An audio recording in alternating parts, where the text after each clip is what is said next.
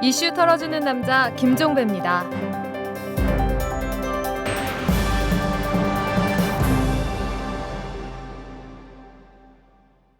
여러분 안녕하십니까? 12월 17일 화요일에 보내드리는 이탈남입니다. 자, 오마이뉴스의 박정호 기자가 나와 계십니다. 안녕하세요. 네, 안녕하세요. 네, SNS 한 뉴스 시작하죠. 네, 어제 한국기독교장로회 목회자와 신도 250여 명이 서울 도심 한복판에서 박근혜 대통령 퇴진 등을 요구하는 거리 행진을 벌였는데요. 시국 선언은 있었지만 거리 시위를 벌인 것은 이번이 처음입니다. 이 소식을 접한 많은 SNS 이용자들이 응원 메시지를 보내고 있는데요. 한 트위터 용자는 무한 지지하며 안녕치 못한 이 나라의 안녕을 쟁취하기 위해 종교회가 더욱더 앞장서 주시기 바랍니다. 라고 응원했고요. 다른 이용자는 4.19 때 대학 교수단이 거리 시위 나선 것에 버금가는 엄청난 파장이 예상된다고 주장했습니다. 5대 종단과 대자보와의 전쟁을 선포할 수도 있겠구나라는 의견과 울 마누라가 다니는 교회도 이런 것 좀 배웠으면 좋겠는데 라는 트윗도 있었습니다. 네, 본인은 안 다니나 보죠? 네, 그런 것 같습니다. 알겠습니다. 자, 다음 소식은요. 네, 전두환 전 대통령이 지방세 4,600만 원을 체납하고 있는 사실이 알려졌는데요. 서울 서대문 세무서가 지난 2010년 4월 세금 납부를 독촉했지만 전 대통령 측이 3년 넘게 거부하고 있습니다. 제가 볼 때는 이 사람은 정말 베째라의 지존인 것 같습니다. 네. 그렇죠? 네. 예. 이에 대한 SNS 연관의 반응은 이게 나라냐였습니다. 한 트위터 용자는 전직 대통령이란 자가 타의 모범이 돼도 모자랄 판에 세금 체납 공개 명단에 포함되는 나라다. 이 지경에 국가기강이 서면 그게 천국일 게다라고 지적했고요. 다른 이용자는 군사 반란을 일으키고 세금을 탈세해도 황제처럼 사는데 전혀 지장이 없는 나라 대한민국이라고 고집었습니다. 네. 전신은 하는 일이 참 다채롭네요 라는 의견과 현직이나 전직이나 이게 나라냐라는 지적도 있었습니다. 알겠습니다. 자, 마지막 소식으로 가죠. 네, 정부는 이달 말까지 계도 홍보 기간을 거쳐 다음 달 2일부터는 문을 열고 난방기를 가동하는 영업장에 위반 횟수에 따라 50만 원에서 최대 300만 원까지 과태료를 부과할 예정입니다. 네. 이 소식을 접한 많은 SNS 이용자들이 곱지 않은 시선을 보내고 있는데요. 한 트위터 이용자는 문 열고 난방 이런 거 단속하는 나라 또 있을까? 라고 꼬집었고요. 다른 이용자는 아끼는 건 좋은데 원전 비리 저지른 놈들 먼저 단속 처벌했으면 이라고 주장했습니다. 네. 문 열고 난방을 해도 단속이요. 문 열고 냉방을 해도 단속이요. 그냥 지갑을 털어라 라는 지적과 서민들 피 빨아먹는 범칙금 과태료 정권이란 비판도 있었습니다. 이게 전기만이 쓴다고 이러는 거죠? 그렇습니다. 그럼 문 열고 석유난로 틀면 그때는 어떻게 됩니까? 그것도 한번 알아봐야겠는데요. 네, 됐습니다. 수고하셨습니다. 네, 수고하셨습니다. 분노와 절망의 시대, 우울증 치료제가 필요하세요? 정치 때문에 시민들이 웃는 그런 세상을 바라세요? 변화하는 서울과 서울 시민의 삶. 정치가 즐거울 수 있다는 희망의 증거를 만나보세요.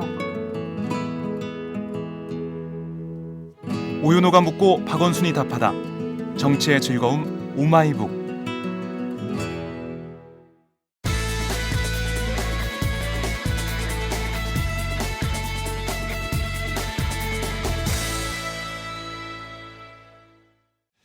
자, 어제 말씀드린 대로 오늘 탈탈 인터뷰에서는 장성택 숙청 이후의 북한, 이 김정은 체제가 어디로 가는지 이 문제를 종합해서 한번 진단을 해보도록 하겠습니다. 통일부 장관을 지내신 정세현 원광대 총장을 전화로 연결합니다. 여보세요? 예, 여보세요. 예, 안녕하세요. 예, 안녕하십니까. 예. 총평 삼아서 일단 이 질문부터 좀 드려보겠습니다. 김정은 체제 어디를 향하고 있는 겁니까? 지금 가는 행보가. 장성택을 뭐 제거했지만 네. 그건 이제 권력의 문제고 네. 정책 노선이라고 하는 것은 뭐 김정은이 그동안에 2년 동안 유지해왔던 그 방향을 그대로 유지하리라고 봅니다. 아, 그렇습니까? 먹고 사는 문제에 집중한다. 이런 겁니까? 네, 그렇죠. 네. 예. 그런데 이제 지금까지 그 알려진 바로는 장성택 같은 경우는 개혁 개방파였고, 그래서 이른바 인민들의 삶의 질 개선에 상대적으로 방점을 찍어왔던 그런 노선의 대표자로 이렇게 알려져 있었고, 그래서 이 사람이 숙청이 됐다면 노선이 바뀌는 것 아니냐 이런 분석도 나오는데 이건 아니라고 보시는 겁니까? 네, 저는 그렇게까지 의미를 두지 않습니다. 왜냐하면 이제 장성택 처형은 네. 지금 뭐 노선 투쟁의 형식을 띈 것도 아니고 이미 예. 권력 투쟁이 대개 노선 투쟁, 이념 투쟁 형식으로 나타나지 않습니까? 그렇죠. 그렇죠. 근데 그런 건 아니고 이것은 어떻게 보면은 저는 장성택과 김정은 두 사람 사이의 관계라고 하는 측면에서 이 의미나 배경을 분석하는 것이 훨씬 더 실체적 진실에 가깝지 않나 생각이고, 그다음에 개혁개방 노선 계속될 거라는 징표는 네. 박봉주 총리가 예. 그대로 자리가 유지가 되고 있다고 하는 사실. 그래서 저는 그 정책 노선은 그대로, 특히 개방개혁 노선은 그대로 갈 것이다. 예. 그런 식으로 판단하고 있습니다. 그러면 장성택 숙청이라고 하는 것은 말 그대로 권력은 공유될 수 없다라는 고래적부터 내려오는 여기에 기초한 것이지 노선의 문제는 아니다 이렇게 보시는 건가요? 예, 이번 그 숙청은 전 노선의 문제는 아니라고 봅니다. 대개 이제 장성택이 그동안에 중국과의 관계도 다 조율을 했었고, 네. 개방개혁도 장성택이 추진해왔고 하는 것은 사실이지만, 그것 때문에 장성택이 제거됐으니까 이제 그 노선도 다 끝났고, 그 개방개혁도 끝났고, 네. 또 대중관계도 불편할 것이다 하는 식으로 보는 것은 좀 너무 지나친 분석 아닌가 하는 생각입니다. 그러면 예를 들어서 지금 장성택을 숙청하면서 내세웠던 명분 가운데 하나를 보면은 뭐 국가의 재산인가 이거를 팔아먹었다 이런 그 대목도 나오지 않습니까? 그럼 이건 어떻게 읽어야 되는 겁니까? 그것도 이제 제거하기 위한 죄목에 불과하죠. 아, 그렇습니까? 네. 왜냐하면 예. 석탄을 싸게 팔았다는 건데요. 예. 석탄뿐만 아니라 무산 철광도에서 나오는 철광석도 연변 쪽에 있는 그 회사한테 싸게 좀 판 걸로 알고 있습니다. 네. 근데 그게 북한이 받아주는 가격은 쌀 수밖에 없을 거예요. 왜냐하면 북한이 그 수송 문제를 해결하지 못하니까. 아하, 예. 그러니까 파는 사람이 현장 인도를 해주면은 그 물류비를 포함해서 받을 수 있기 때문에 액수가 커지지 않습니까? 네. 근데 사는 사람이 와서 가져가면은 그 물류비는 빼줘야지요. 그러면 북한의 입장에서 볼 때 경제 마인드 그런 걸 잘 모르는 사람들이 볼 때, 또 정치적인 감각만 가지고 있는 사람들이 볼 때는 그 싸게 팔았다 하는 식으로 누명을 씌울 수 있는 소위 장부상의 기록은 남아있죠. 그러니까 이게 그러나 내용상으로는 싸게 판 것이 나는 아니라고 봐요. 이른바 밭대기 거래하고 비슷한 거네요, 그러면. 그렇죠. 네, 그렇죠. 그렇게 봐야 되는 겁니까? 예, 그 밭대기로 사간 겁니다. 예. 지금 그러면 총장님께서는 장성택 숙청은 순수한 권력 문제, 관계의 문제였다. 이렇게 본다면 김정은의 버금가는 그 장성택의 힘, 결국 이것을 제거할 필요가 있었다. 그냥 이렇게 정리하면 되는 겁니까? 저는 그렇게 정리하는 것이 네. 이번 사건의 실체적 진실과 가까운 분석이라고 생각을 합니다. 근데 실제로 그러면 장성택은 그 정도의 힘을 갖고 있었습니까? 그 힘보다는 예. 김정은의 그 정서가 문제였지 않나 하는 생각이 들어요. 어허, 그럼 무슨 말씀이세요? 예, 무슨 말이냐면은 예. 이게 후견인이고 예. 또 고모부고. 예. 후견인만 됐으면 괜찮을 텐데 네. 고모부이기 때문에 불편했다고 저는 봅니다. 아, 그렇게 보세요? 고모부인 예. 게 왜 불편한 거죠? 그 권력의 속성이죠. 그러니까 이게 실질적으로 집안의 어른 아니에요. 그렇죠, 그렇죠. 그 집안의 어른을 밑에다 깔 수 있습니까? 아주 단순하네요. 그렇게 본다면. 그럼요. 저는 제가 배운 정치 권력론의 맥락에서 보면 그래요. 아, 그래요? 우리도 예. 가령 이제 캠프에서 활동했던 사람들 중에 예. 여러 가지 그걸 했지만은 그런 식의 밑에다 놓고 부리기에는 곤란한 사람들이 있잖아요. 좀 껄끄러운 사람 이런 거 말씀하시는 거죠? 안 데리고 들어가지 않습니까? 예. 내가 누구라고 이름은 되지 않겠습니다만은 대표적으로 그야말로 직전에 팽당한 분들이 많잖아요. 아, 저도 지금 떠오르는 사람이 몇 사람 있습니다. 예. 그러면 그렇게 읽는다라면 굳이 저렇게 반당 반혁명 분자로 몰아서 처형까지 해야 되는 거냐?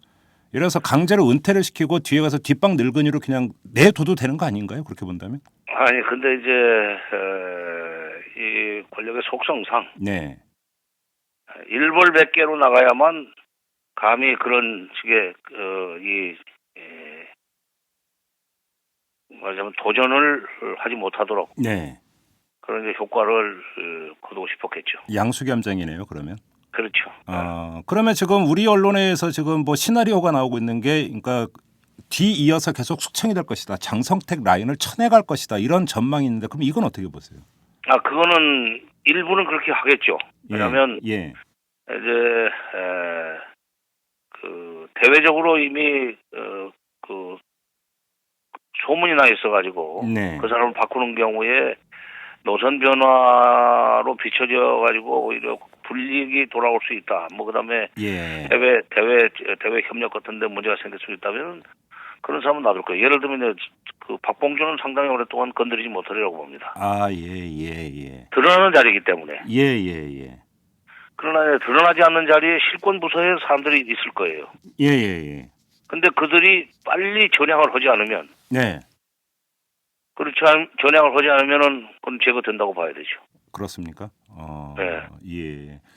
지금 또 하나 우리 언론에 의해서 지금 뭐 소설 비슷하게 써지고 있는 것이 이 우발적인 대남 도발 가능성. 우발적인 게 아니겠죠. 이때는 계획적이라고 봐야 되겠는데 내부의 불안정함을 그러니까 그 밖으로 돌리기 위해서 대남 도발할 수 있다. 이런 전망이 나오고 있는데 이 점은 어떻게 보세요? 그게 그야말로 6.25 이후에 계속된 그렇죠. 그 시나리오인데요. 그렇죠. 예. 대내적으로 어려우면은 대외적으로 도발을 한다. 예. 그래서 대내 결집을 도모하려고 그런다. 예, 맞아요. 예. 그래서 체제를 안정시키려고 그런다. 예.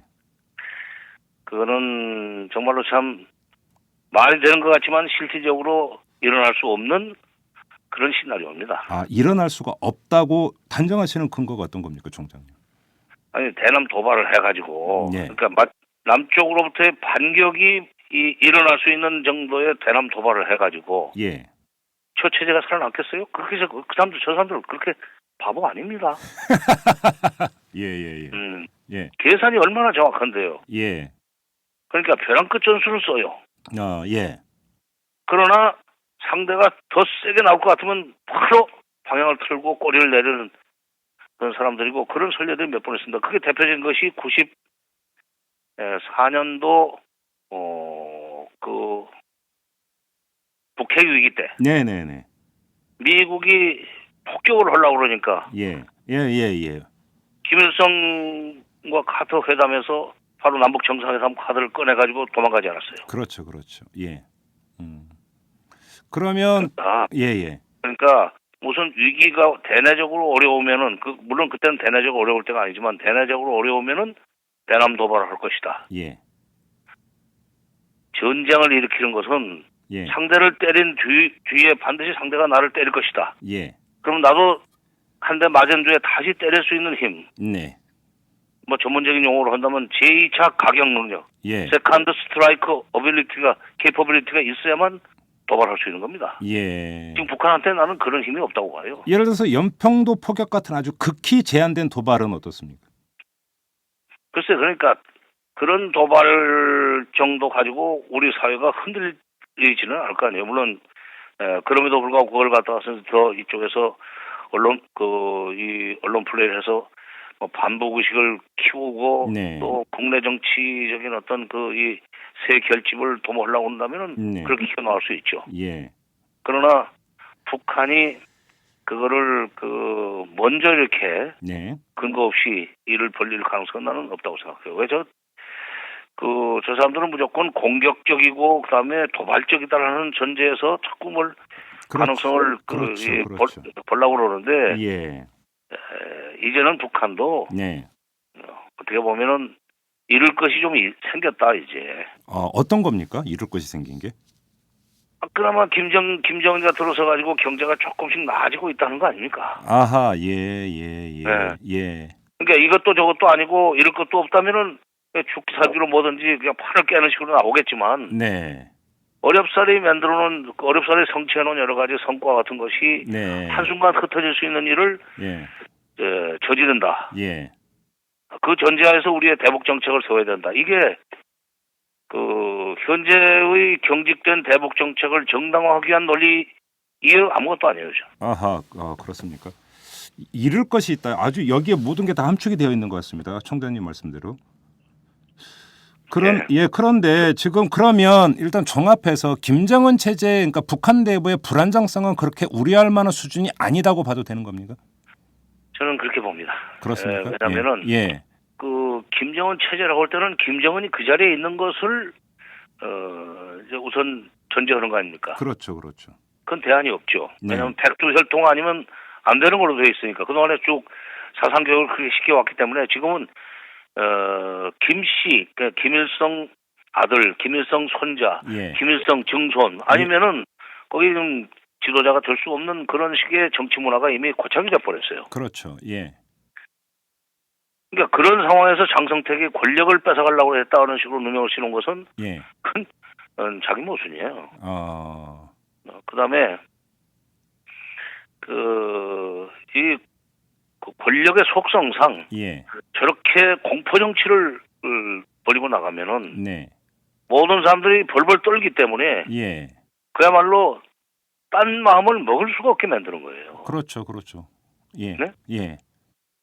적당히 해가지고 되더라도 그저 한 대 맞고 끝날 수 있고 더 이제 이쪽에서 힘을 모아가지고 네. 반격을 가할 수 있다라는 그런 생각을 할 수 있으면 몰라도 저렇게 지금 무자벽에 숙청하는 장면을 화상까지 공개하는 거 보면은 네. 하여튼 누구든 간에 권력에 대해서 또는 권위에 대해서 도전하면은 이렇게 될 줄 알아 하는 메시지 아닙니까? 대들면 죽는다 이거 아닙니까? 간단히. 그렇죠. 예. 그렇기 때문에 이번 그 장성택 숙청을 계기로 해서 김정은의 권력에 대한 충성도는 대내적으로 더 커진다고 봐야죠. 아, 예. 그래요. 그러면 체제가 뭐 흔들리고 말고 할 거 없죠. 그러면 지금 노선 문제, 문제는 예. 이제 경제가 제대로 풀리지 않아 가지고 네. 사는 형편이 좋아지지 않고 있다. 예. 그럴 때 속으로부터 우러나는 그런 어떤 불만, 예, 그렇죠. 예. 이런 것이 이제 생겨나면은 그때는 소위 그 시스템 자체가 사회주의 시스템 자체가 위태로울 수는 있죠. 그러나 예. 김정일 내짐은 난 걱정 없다고 생각합니다. 아, 그렇습니까? 김정은 정권은.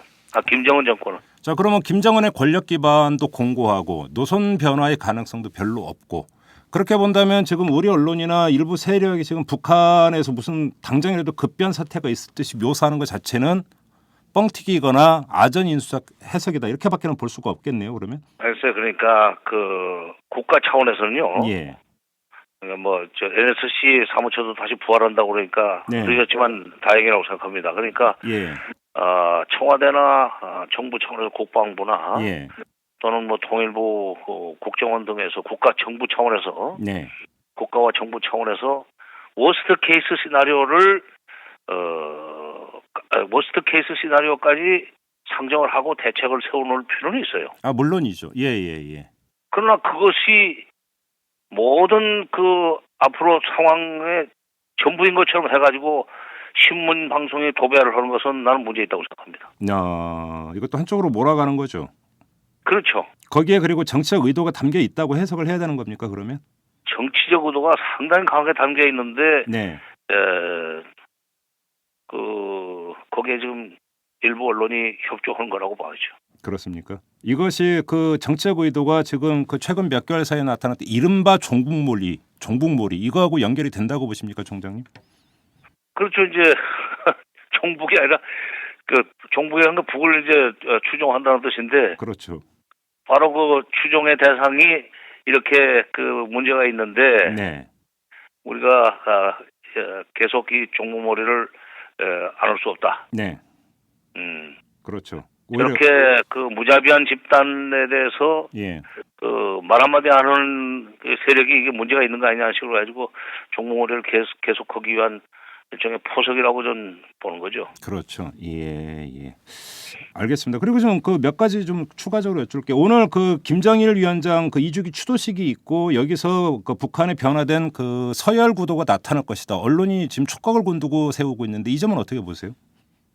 예, 일단 오늘 나온 사람들에 주목할 필요는 있죠. 예. 그러나 이제 그 나온 사람들이 전부 다 김정은의 이제 측근이라고 보기는 봐야 되지만 네. 그 사람들 사이의 또 인간관계라고 할까 케미스트리가 있지 않습니까? 그렇죠, 그렇죠. 그렇게 해서 저희 이 분야별로 이제 경합 내지는 갈등이라는 것이 불가피하게 일어날 겁니다. 예, 예, 예. 새 인물들끼리 또 말이죠. 그렇죠. 예. 그러니까 그 사람들끼리의 인간관계라든지 인맥이 어떻게 되는 것인지 그것은 예. 다시 면밀하게 분석을 해봐야죠. 오늘 아마 10시쯤 그 행사가 시작이 될 텐데. 그러게요. 예. 예, 근데 오늘 나온 것이 전부가 아니다 얘기예요. 제 얘기는. 아, 예, 예, 예, 예. 예, 다시 그 사람들이 어떤 식으로 이합집산을 하는지, 네.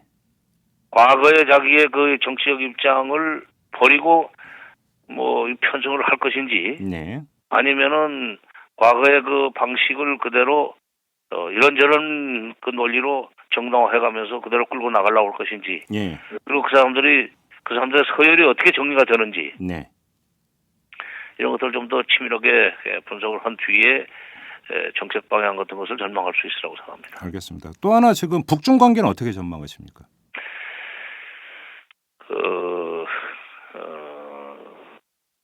장성택이 일단 전면에 나서 가지고 중국과의 그 협력 관계, 특히 경제 협력 관계를 끌어왔었기 때문에 네. 관시를 중시하는 소위 인간 관계를 중시하는 중국의 전통이라든가 문화의 차원에서 보면은 네. 당분간 조금 그 조정기가 필요하다고 봅니다. 그렇습니까? 예. 그러나 예. 중국이 북한을 관리하는 것은 관시만으로 끌고 가는 건 아니에요. 그들의 이해관계가 있는 거겠죠, 당연히. 중국의 국가이기라는 관점에서 특히 예. 미중 관계 속에서 조선이라는 노스코리아, 북한이 어떤 가치가 있느냐를 판단을 해가지고 네. 그동안에 잘해준 거 아닙니까? 그렇죠. 그렇다면은 미중 관계가 어떻게 풀리느냐에 따라서 중국이 북한을 앞으로 계속 끌어안을 것이냐 아니면 적당히 불가원 방식으로 관리를 하면서 예. 그래서 멀리 달아나지는 않도록 할 것이냐 하는 것이 결정이 될 뿐이지 예. 사람에 따라서 인맥에 따라서 그런 국가이익이 흔들릴 가능성은 없다고 봐야죠. 지금 북한의 주중 대사인 지재룡이 지금 경질됐다는 소식이 안 들리는 걸 보면은 북한 김정은 체제 입장에서도 중국과의 관계 악화라든지 이런 것들을 원하지를 않고 통로는 계속 열어두겠다 이런 뜻으로 해석을 해야 되는 거 아닙니까? 그리고 당분간은 놔둬야죠. 너무 그렇게 세상 바뀌었다고 대사까지 평양 측에서도 대사까지 하루아침에 바꾸는 것도 경망스럽고. 예, 예. 그렇잖아요? 예, 예. 지금까지 지재룡 대사가 했던 것 같은 방향으로 일을 할 수 있고 또 그런 관계를 그 정도의 관계를 빌드업 할 수 있는 사람이 있는지 찾아보고 대안이 없으면 그대로 놔둬야 되는 거고. 그렇죠. 예. 대안이 있으면은 굳이 그 사람 계속 놔둘 필요 뭐 있어. 우리가 하자 하는 식으로 나올 수도 있고. 네. 그렇게 해서 결정되는 거죠. 그러니까 사계에도 환절기라는 게 있는데 네. 정치 관계에도 환절기가 있을 수 있죠. 이 환절기에 전부 계절 바뀌었다고 무슨 추워졌다고 겨울을 꺼내 입고 가을을 버리고 그럽니까? 알겠습니다. 마지막으로 이 질문을 좀 드리고 마무리하도록 하겠습니다. 예. 청장님께서 보시기에 박근혜 정부를 상대로 조언을 한다면 네. 지금 북한을 향해서 가장 우선적으로 가장 역점을 두고 취해야 되는 조치가 어떤 거라고 보십니까? 저는 북한을 상대하는 데 있어서 네. 북한을 저는 관리한다는 표현을 씁니다만 네. 북한을 관리하는 데 있어서 도덕적인 잣대를 들이대면 안 된다고 생각합니다. 아, 예. 또 진정성이나 신뢰 이런 거 다 도덕적인 기준에서 나오는 얘기들이거든요. 그렇죠. 제가 즐겨 쓰는 비유지만은 레이간 대통령, 미국의 유명한 레이간 대통령. 네. 굉장히 보수적인 대통령 아닙니까? 그렇죠. 예. 공화당 대통령이고. 네. 레이건이 참 유명한 얘기를 했어요. 소련은 전 악마의 제국이다. 예. 그랬죠. 예. 악마의 제국이지만 그 악마의 제국이기 때문에 그들과 끊임없이 대화를 하면서 소련을 관리를 해야 된다. 예. 그래서 결국 미소 대화가 계속되는 동안에 미소 핵 구축도 성공을 했고, 네. 본격화됐고, 예. 또 미소 대화, 미소 교류를 해가면서 네. 그 소련 사회가 개방할 수밖에 없도록 끌고 나오지 않았습니까? 그랬죠. 예, 예. 대화 아니면 안 돼요, 그게. 네. 압박과 포위, 예. 봉쇄로는 도저히 개방 개혁을 심화시킬 수가 없고 예. 관계를 갖다서 안정적으로 관리할 수가 없습니다. 예. 그래서 북한이 여러 가지로 특히 이번 사건 때문에 어떻게 보면은 북한 자신의 이미지만 실추시킨 것이 아니라 우리 코리안들의 이미지도 실추시켰어요. 예, 예, 예. 그렇죠. 예. 야, 저 코리안들 저렇게 독한가? 예. 그 실추시켰기 때문에 참 미운 생각이 들 거예요. 네. 그러나 바로 그 미운 생각이 들수록 북한을 어떻게든지 대화 방식으로 관리를 해야겠다는 이 정책적 입장으로 좀 나갔으면 좋겠습니다. 알겠습니다. 71년 예. 그때 그 박정희 대통령 시절에 적시자 회담 방식으로 남북 대화를 시작을 했지만 네. 그때 그 북한이 예뻐서 시작한 게 아닙니다. 아, 그럼요. 예. 북한을 어떻게든지 우리가 좀 깊숙이 들어가 가지고 좀 체크를 해보고 좀 파악을 해봐야 되겠다. 네. 진짜 6.25 같은 짓을 또 벌일 준비가 돼 있는지 능력이 있는지 확인해야 되겠다. 예. 해서 대화 시작했던 거 아닙니까? 예. 원래 취지는 그거예요. 예. 북한도 마찬가지고. 예. 예. 그래서 남쪽이 진짜 경제력이 좋아졌다는데 우리를 칠 수 있는 힘이 있는지 보자 하는 식으로 해서 서로 이제 왕래를 했던 건데 네. 지금 바로 북한에 저렇게 여러 가지 대내적으로 어려움이 있다. 그다음에 국제적으로도 뭔가 지금 좀 불분명하다 할 때일수록 북한과의 대화를 통해서 관리를 하겠다는 그런 이 정책 입장을 좀 가질 필요가 있습니다. 다시 말해서 예. 한반도 신뢰서 프로세스 시작하면 돼요. 아, 예. 왜 말을 해놓고 이거 하겠다고 해놓고 시행을 안 합니까? 이거저거 토를 달고 조건 내걸고. 진정성이 없다는 거 아닙니까? 아, 그러니까 이게 남북 대화도 외교도 정치인데 네. 정치의 세계에서 도덕적인 잣대를 들이대는 법이 어디 있어요? 정치는 원래 도덕과 무관하다는 게 마키아벨리 얘기 아닙니까? 예, 예, 예. 마키아벨리가 전부 다 오는 건 아니지만 네. 나는 그 마키아벨리 중에 정치는 소위 모랄과는 무관하다. 예. 이 얘기가 제일 마음에 들어요. 그렇죠. 자기들 국내 정치할 때는 도덕과 무관하게 하면서 왜 같은 정치의 영역에 들어가는 남북 관계에서는 거기다 도덕적인 잣대를 들 때입니까? 네. 그렇죠. 먼저 그러니까 이 대화 제의를 지금 개성공단 그 실무 협의가 예정이 되어 있지 않습니까? 이런 것보다는 좀 급을 좀 더 올려야 된다고 보십니까? 근데 뭐 물론 지금 그게 이제 국장급 회담이기 때문에 네. 뭐 낮은 건 아닙니다. 예. 낮은 건 아닌데 여기서 어느 정도 뭐 전망이 좀 보이고 하면은 개성공단 문제뿐만 아니라 전반적인 남북 경제협력, 네. 교류협력 문제를 논의하기 위한 일종의 당국간 회담. 네. 그렇게 되면 이제 한 차원급으로 올라가야 되겠죠. 그렇죠. 예. 그런 식으로 소위 점진적으로 올라가는 것도 방법이지만은 네. 남북 관계의 경험을 통해서 보면은 버텀업보다는 톱다운이 훨씬 더 효력이 강력하고 네. 효과가 더 빨리 나죠. 뭐 장관급 회담으로 시작하든지 네. 지금 정상회담 하자 할 수는 없고 예. 작년 6월에 뭐 저쪽에 격을 가지고 그렇죠. 그랬죠.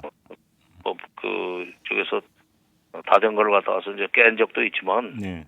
이번에는 이제 알았으니까 예. 저쪽에 통전부 장관은 우리 통일부 장관하고는 상대가 아니에요. 통전부는 별짓을 다 하는 데입니다. 그렇죠. 예.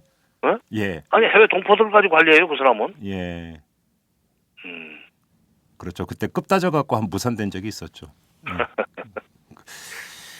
알겠습니다. 총장님 말씀 여기까지 듣도록 하겠습니다. 오늘 말씀 예. 고맙습니다. 예. 숨어있는 이면의 진실을 털어드립니다. 이슈 털어주는 남자 김종배입니다.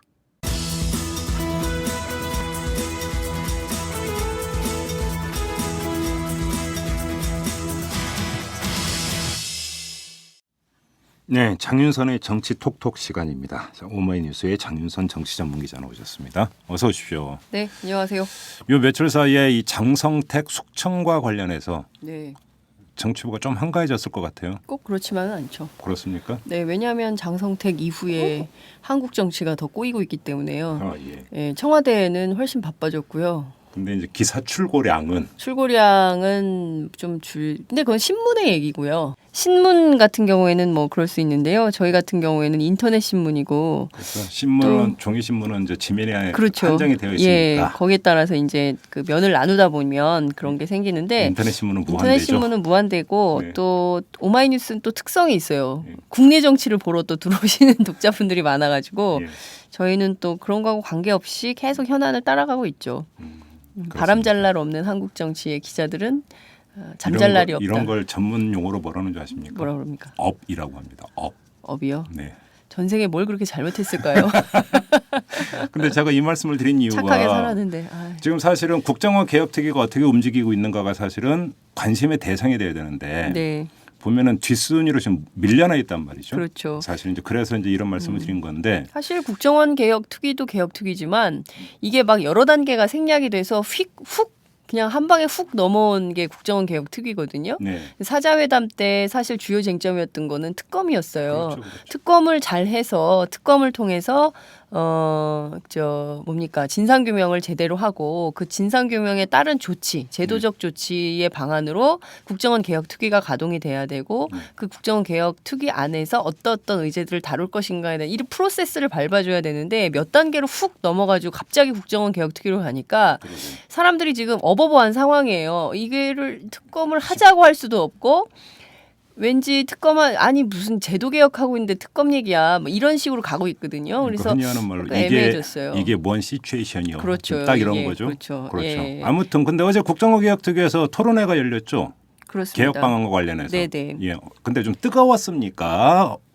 아니었습니까? 뭐, 뜨거웠죠. 그러니까 뜨거웠습니다. 뜨거운 게 뭐 네. 이렇게 그 국민들의 뜨거운 관심 속에서 진행된 게 아니라 예. 그 테이블 위에서 예. 자기들끼리 예. 굉장히 불꽃 튀는 공방을 벌였는데 예. 거의 합의한 게 없어요. 그러니까 그 평행선을 긋는 토론회였고 아마 지금 2차 토론 진행 중일 텐데 예. 어제와 비교할 때 오늘은 더 그러니까 새누리당은 굉장히 그러니까 제가 보면 여야 최근에 정치를 취재하다 보면 이 사람들은 창과 방패예요. 예.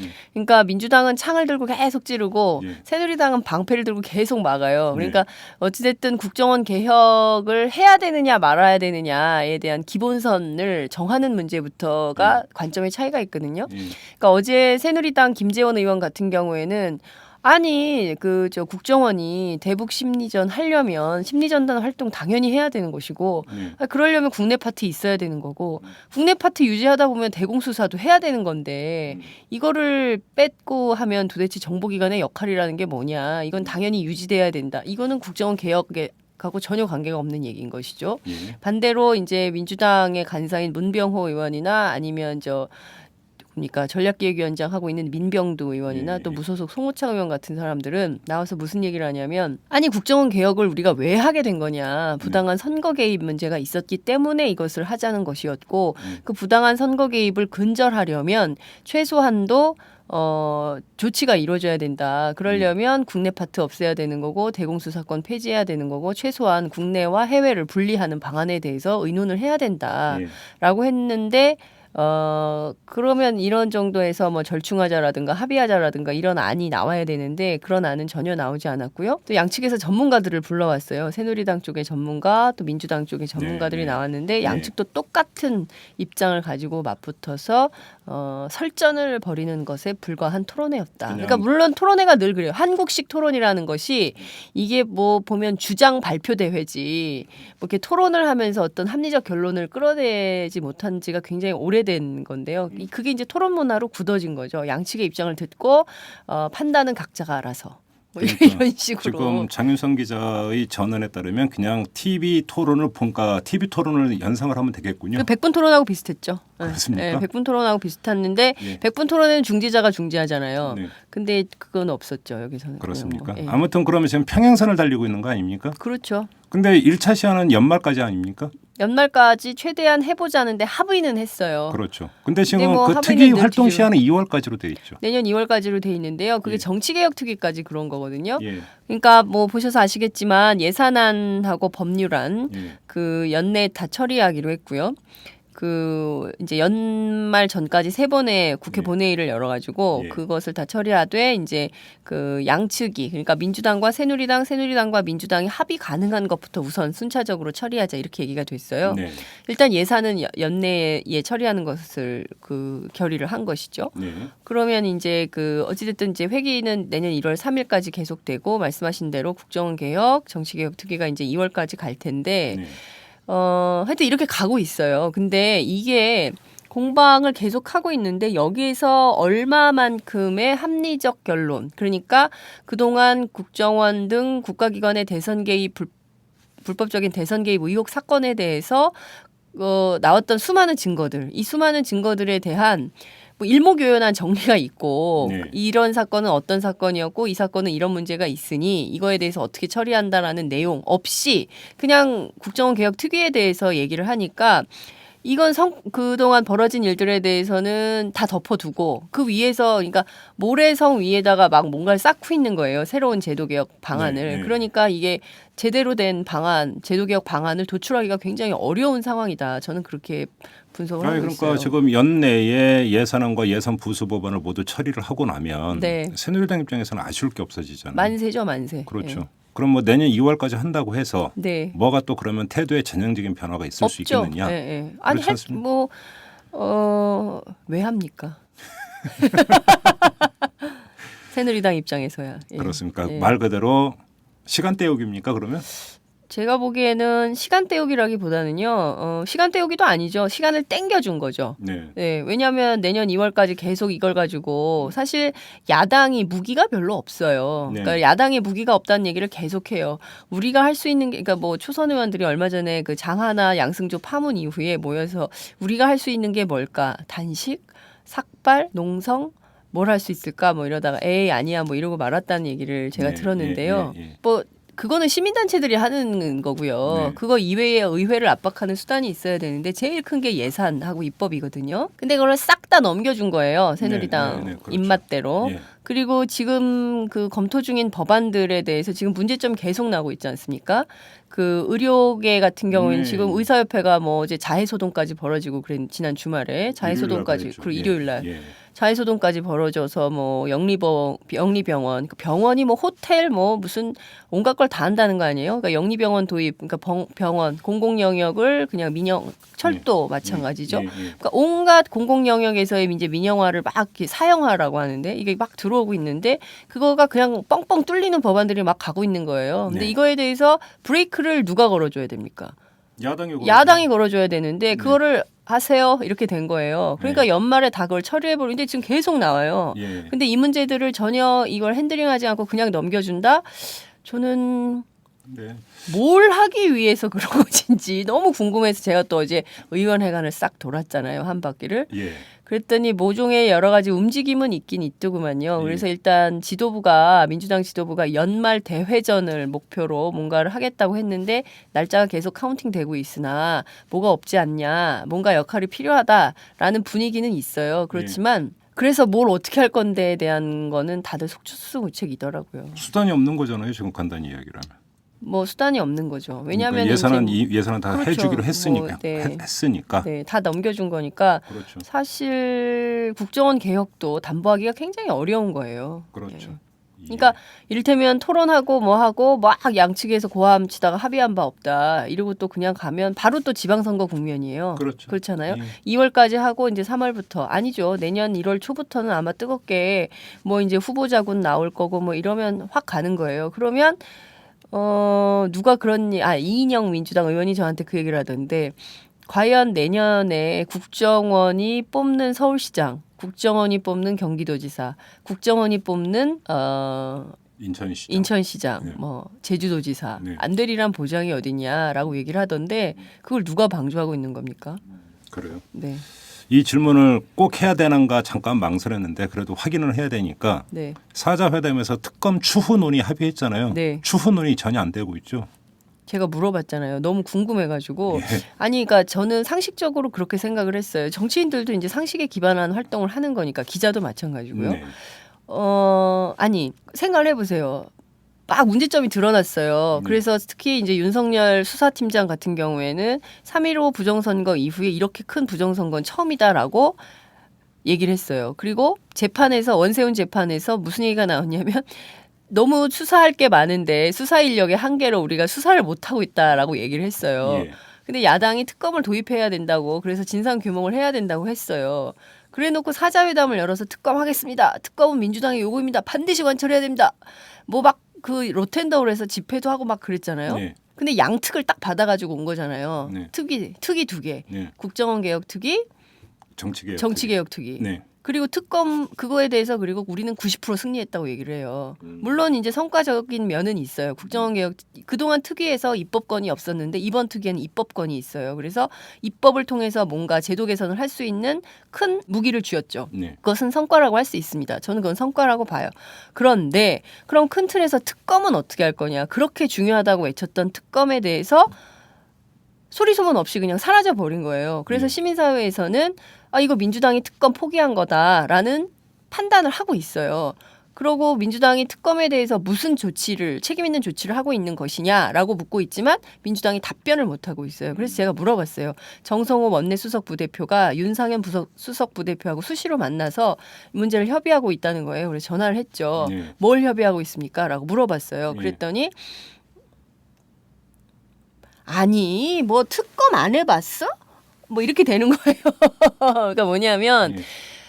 그동안 수많은 특검이 있었지만 성과를 낸 특검은 굉장히 거의 없었다. 그러니까 최근에 그나마 성과를 냈다는 특검이라고 손꼽을 수 있을 만한 것이 뭐가 있겠냐라는 거예요. 근데 사실 저도 삼성 특검 옛날에 취재를 해봤지만 특검에서 여러 가지 이슈가 불거져서 뭐 결과적으로 된 건 없고 나중에 다 무혐의로 나오고 뭐 이래서 특검 무용론도 많이 나오고 막 아니. 등등의 얘기가 있었어요. 그렇지만 이번 경우는 좀 다른 것인데 아니 특검을 민주당이 주장을 해왔으니 그런 얘기 아니에요. 그게 참 답답한 노릇인 건데요. 예. 그래서 지금 나오는 얘기는 특검을 해도 지금 그 검찰의 수사 내용을 넘는 수준의 결과가 나오기는 어렵다라고 판단을 한다는 거예요.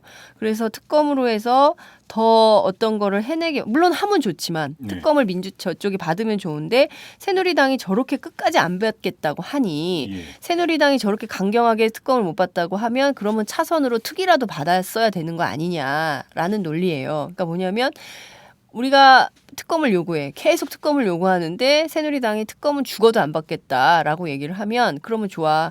A가 안 되면 B, A-라도 받아서 그것을 성과라고 해야 되는 거 아니냐. 그리고 의회주의적 성과를 남기는 것에 김한길 지도부는 굉장히 중요한 의미를 두고 있어요. 그러니까 네. 이게 바깥에 나가서 뭐 투쟁하는 게 중요한 게 아니라 우리는 국회의원들이기 때문에 국회의원들은 국회 안에서 의회주의적 성과를 내야 된다. 그것이 제도 개선이라고 한다면 특위를 통해서 국정원 개혁 방안을 실질적으로 만들어내고 지난 대선이야 뭐 어쩔 수 없지만 앞으로 벌어지는 선거에서는 다시는 국정원이 선거 개입 못하도록 만들어야 된다라는 의지를 갖고 있더라고요. 그런데 그러면 이렇게 하면 제도 개선이 있는 방안을 마련할 수 있을까? 둘째, 설령 제도 개선인 방안이 마련된다고 하더라도 그러면 선거 개입 안 할 수 있을까?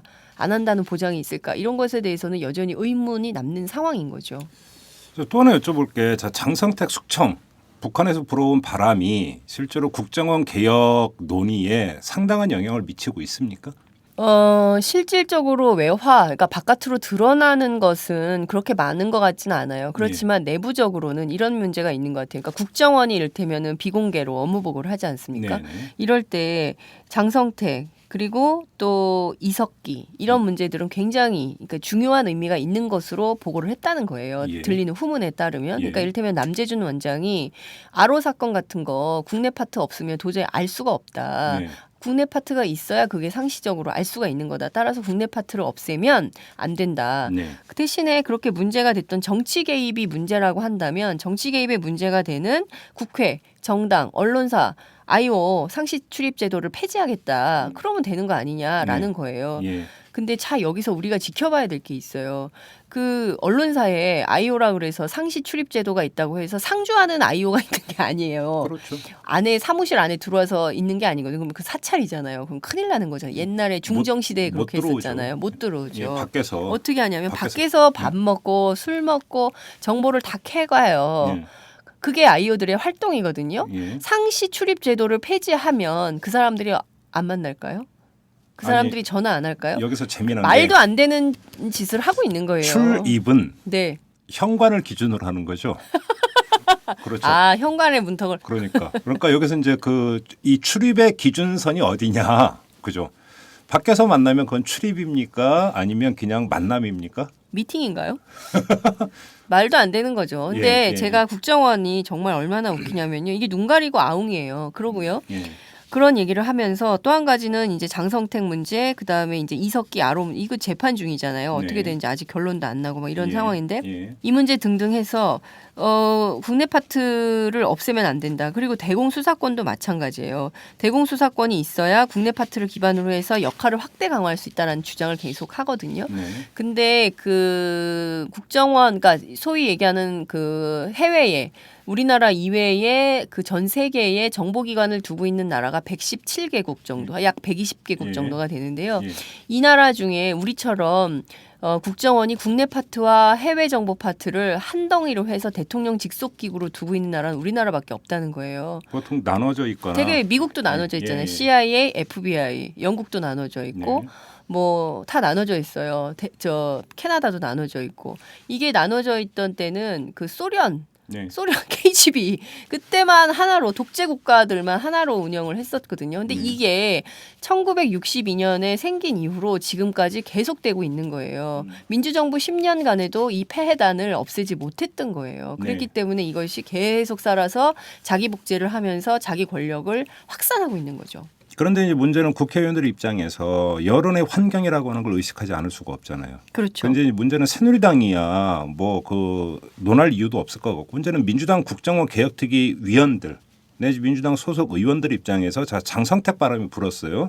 자 그러면 여론이 어떻게 움직여 들어가고 있느냐 국정원 개혁과 상관해서 그래서 거기서 일정하게 태도를 누그러뜨린다든지 이런 기미 이런 건 없습니까? 장성택은요 국내 파트가 아니라 해외 파트예요. 네. 장성택은 북한이거든요. 그렇죠. 북한은 국내 파트가 아니에요. 그렇죠. 이것은 대공 그러니까 그 대북 이 라인이기 때문에 이거는 국내 파트하고 크게 이렇게 뭐랄까 연동된다기보다 상당한 측면에서 준별되는 의미가 있다고 봐야 돼요. 그런데 네. 그건 논리적으로 당연히 맞는 그렇죠. 말씀이신데 문제는 네. 새누리당에서 어떤 식으로 지금 정치적 화법을 구사하고 있냐면 네, 북한이 지금 저렇게 불안정하고 저 난리인데 국정원을 약화시키는 게 말이 되느냐 네, 이런 식으로 이제 정책 수사를 하고 있고 네. 그것이 여론에 미치는 영향. 아이 그래서 대통령이 NSC도 부활하지 않습니까? 예, 예. 그래서 안보전략 회의를 하고 상설을 한다는 거 예, 아니에요. 저는 예. 굉장히 좋은 사인이라고 생각하고 예. 그렇게 하면 돼요. 예. 다른 나라도 그렇게 해요. 해외 정보 파트는 NSC 안에 미국도 마찬가지예요. NSC 안에서 하면 돼요. 네. 그걸 왜 국정원이 하냐고요. 네.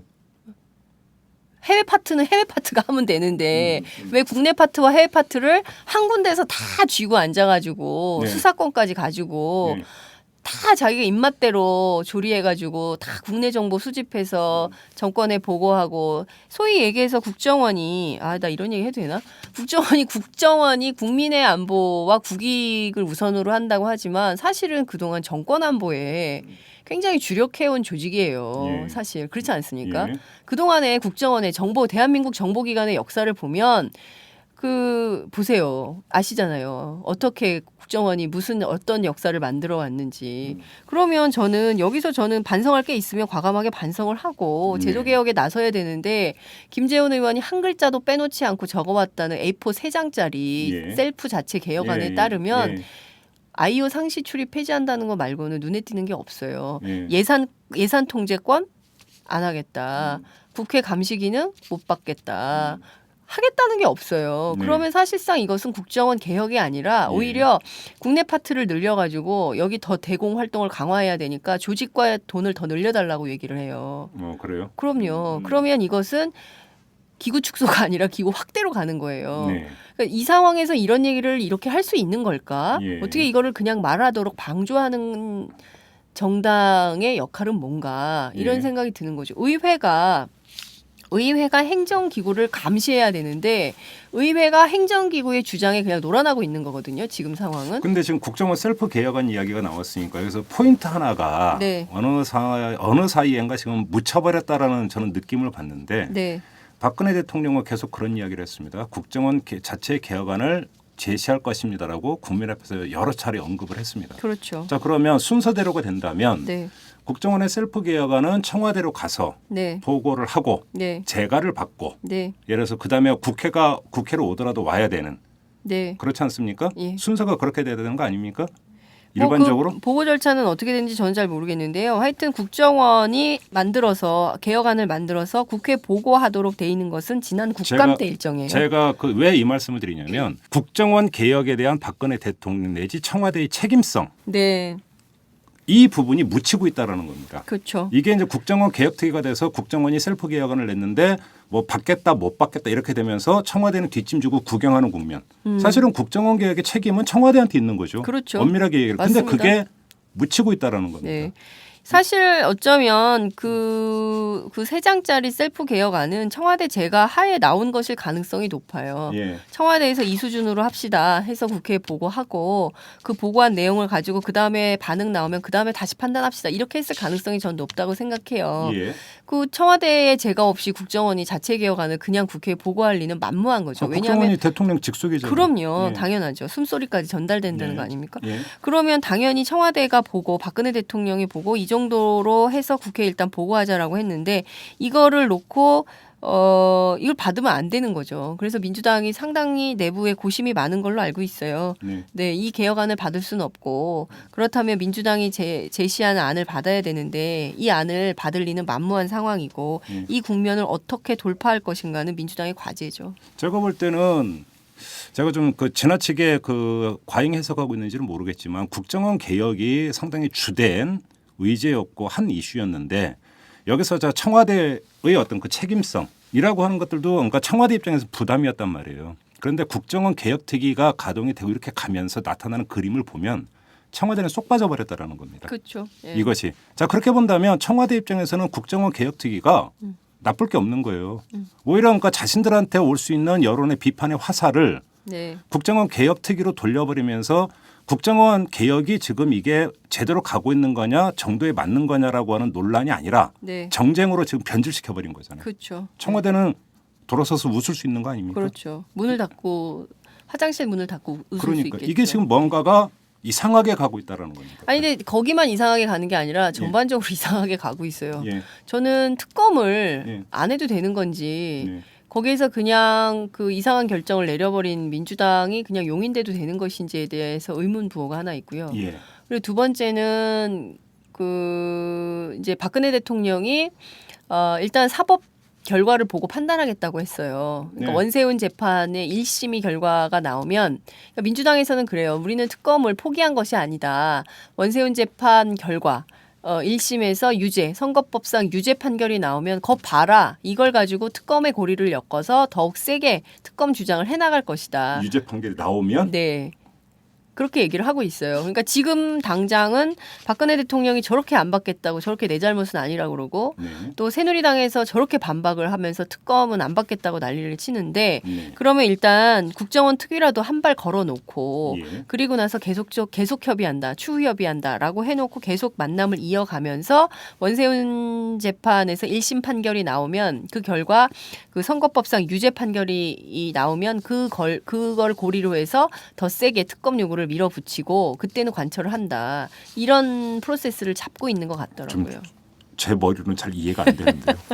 근데 이제 그들은 이런 판단을 하고 있어요. 그리고 이제 지금 뭐 대자보를 통해서 안녕들 하십니까라는 게 이제 가고 있지만 이렇게 분위기를 타고 있지만 그 정치권 안에서는 지금 돌아가는 현안, 그러니까 그런데 예산 문제, 그 다음에 이제 국정원 개혁특위 문제 뭐 이런 데에 묶여 있어요. 그래서 특검이나 뭐 이런 거에 대해서는 크게 신경 쓰고 있다. 정말 촌각을 다투면서 예. 특검을 추후에 어떻게 협의할지에 대해서 긴밀하게 논의하고 있다. 이런 반응, 이런 사인은 전혀 감지가 안 되고 있는 상황이에요. 지금 양당 원내대표 같은 경우는 임기가 1년이잖아요. 네, 내년에 언제 끝납니까? 내년 봄이죠. 봄에 끝나죠. 내년 봄. 5월. 그러니까 원내 현재 뭐 새누리당의 최경환, 민주당의 전병헌 원내대표 임기 끝나고 네. 또 그 시점이 되면은 이제 지방선거 공천 문제로 이제 정치권은 전부 다 그러니까 무게 중심을 그렇죠. 이동해 갈 것이고 그렇지 않습니까? 네. 새 원내대표가 되면서 이전까지 어떤 이어졌던 국회에서 어떤 그 쟁점이나 이런 것들은 일단 하니까 그 마침표를 찍고 네. 그럼 수순이 이렇게 가는 거 아닙니까? 뭐 그럴 수도 있고요. 근데 네. 지금 그 여론의 추이에 따라서 네. 굉장히 많이 변화할 가능성이 있다고 생각합니다. 그러니까 전수가 내일 지금 군 사이버 사령부 그 예, 조사 발표. 조사 결과가 내일 발표가 되죠. 네. 이 이번 주 결과에 안에. 따라서 네. 또 그러니까 아니 근데 그것도 이미 거의 나왔어요. 이미 네. 나왔어요. 그 사이버 그 심리 전단장 네. 이모 씨가 그 얘기를 했어요. 이거는 내가 나만 한 것이 아니라 사령관을 통해서 국방부 장관을 통해서 청와대에 보고됐고 예. 이 청와대까지 보고된 라인은 망을 통해서 자동으로 가는 것이다. 이런 얘기를 JTBC 보도 어저께 단독 보도가 나왔거든요. 예. 그러니까 이렇게 해서 이제 연계망은 이미 나온 것이에요. 예. 근데 그 보도로도 나왔지만 이 사이버 사령부 심리 전단장 이모 씨를 핵심 관계자로 보고 이 사람에 대한 구속영장을 청구하는 것으로 정리하는 것으로 알려졌어요. 네. 이렇게 가고 있다니까요, 이 사건은. 그렇죠. 네. 근데 이제 그 조사 결과에 대해서 또 국민 여론이 어떻게 움직일지. 그렇죠. 이게 굉장히 중요한 거고요. 안녕하십니까 대자보도 굉장히 중요한 것이고요. 예. 국정원 댓글 의혹 사건으로 촉발된 국가기관 대선 개입 의혹에 대한 국민 여론이 어느 방향으로 어떻게 움직이느냐에 따라서 정치권은 기민하게 움직일 수밖에 없어요. 여론이 잠잠하면 정치권도 같이 잠잠하는 것이고요. 네. 여론이 들끓면 민주당도 움직이지 않을 수가 없는 거예요. 제일 마지막으로 제일 늦게 뭐라도 하게 되면 해야 되는 데가 바로 민주당인 거죠. 원래는 그 정석대로라면 가장 먼저 문제점을 지적하고 난리를 치고 제도 개선을 마련하라라고 해야 되는데 지금 상황은 그런 것 같습니다. 그냥 한마디로 정리하면 죽도 밥도 아닌 상태. 그냥 그렇게 정리하면 되는 거 아닙니까? 왜 이렇게 고심을 하세요? 제가 민주당 출입 기자잖아요. 그렇게까지 얘기하면 안 될 것 그러면 굳이 같고요. 대답 안 하셔도 돼요. 네. 네, 알겠습니다. 오늘은 여기까지 하죠. 네. 네, 수고하셨습니다. 네, 감사합니다. 분은 지금 신만이 클럽 회원 홍영택이 후원하는 김종배의 이슈 털어주는 남자를 듣고 계십니다.